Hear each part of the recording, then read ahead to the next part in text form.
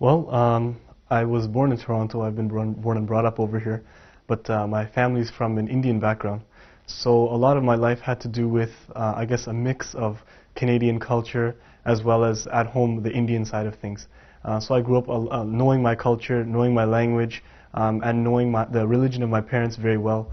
I grew up in the temple, and I would always go to summer camps and Sunday school, and always going to prayers and so on and so forth. So I went through a lot of, like, I guess, culturalization in both the culture of my parents and the culture that I was growing up in at school. I went to high school over here. I was a pretty studious person, but I also had my fun on the side, and I was really into music. I used to play guitar. I played for 11 years, and so that was my life, I guess, before.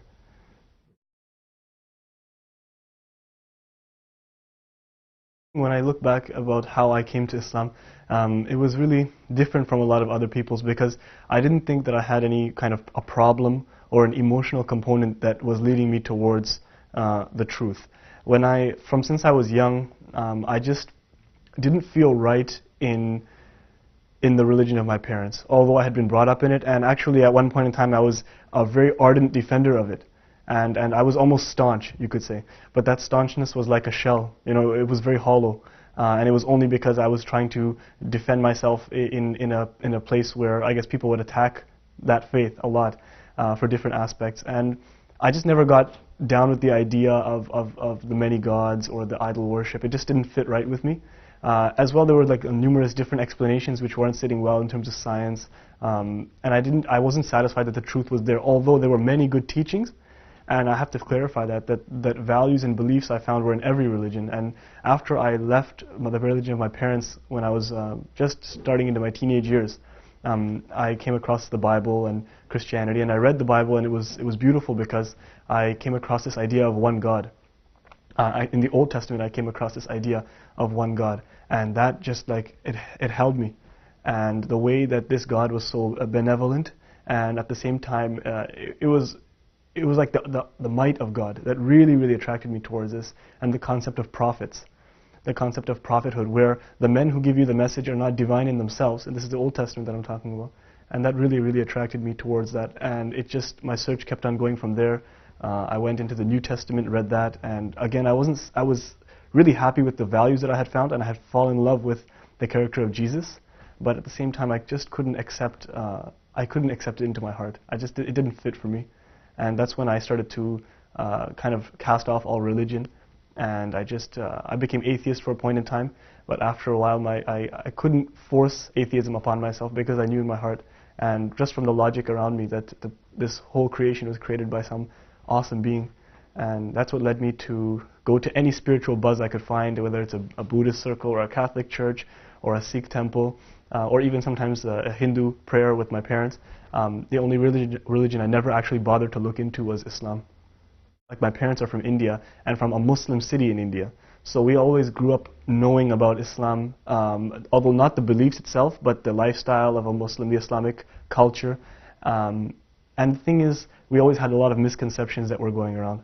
And so whenever I grew up in Islam, it was always centered around certain misconceptions, like misconceptions such as terrorism or the rights of women. These were always issues that always held me back from wanting to even look into the religion. And a lot of my friends in high school, actually some of my best friends in high school, were Muslims, although they weren't practicing at that time. And I never got the message of Islam through their actions because we were doing the same things.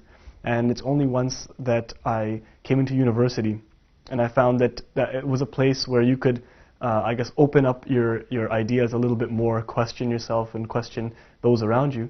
I actually came across a book about science in the Quran. And I was doing a BSc at the time, and that stopped me cold in my tracks.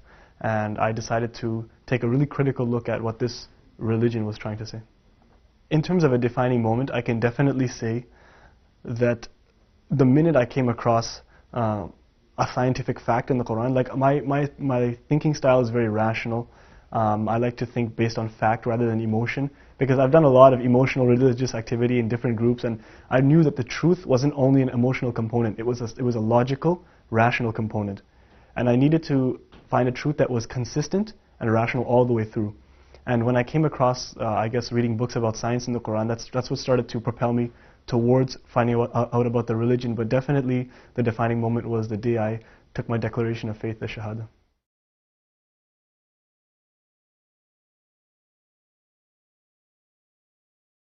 Well, after I became Muslim, of course, I told my parents very shortly after, and everyone around me, and they started to pick up on it a little bit because I started growing my beard and stuff like that. They have those same misconceptions that I had, and I don't blame them at all. Actually, it's an ignorance, and it's an innocent ignorance, where they had those misconceptions, and nobody had explained to them or reached out to them as to what the truth of Islam and the beauty of Islam really was. So when my family reacted slightly negatively towards me, I knew it was just their emotional reaction, and it was them not understanding that I had become a better person and why I'd made this change. When I became a Muslim, there was no real support network or a social web to kind of guide the new Muslims into their religion, and there wasn't a big machine to propagate the truth about the religion. And this is where I think my personal contribution can come, where I'm also trying to learn about the religion every day. And while I do that, I would like also to teach others and make the transition as easy as possible, as well to let people understand that when they become Muslims, they don't lose their identity.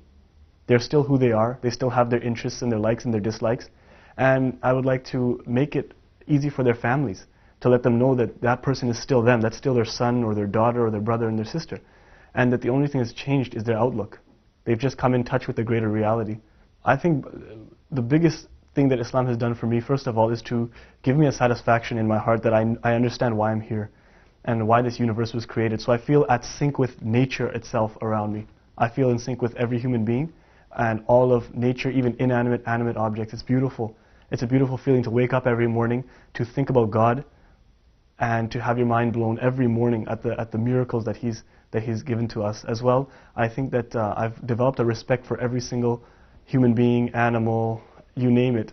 It's just taught me that Islam is a system of rights in many ways, and I've learned to respect my parents more, respect my neighbors more, respect people from other faiths and other cultures more, and I think that that kind of respect is needed, especially in a world today where we have to heal a lot of wounds from the past.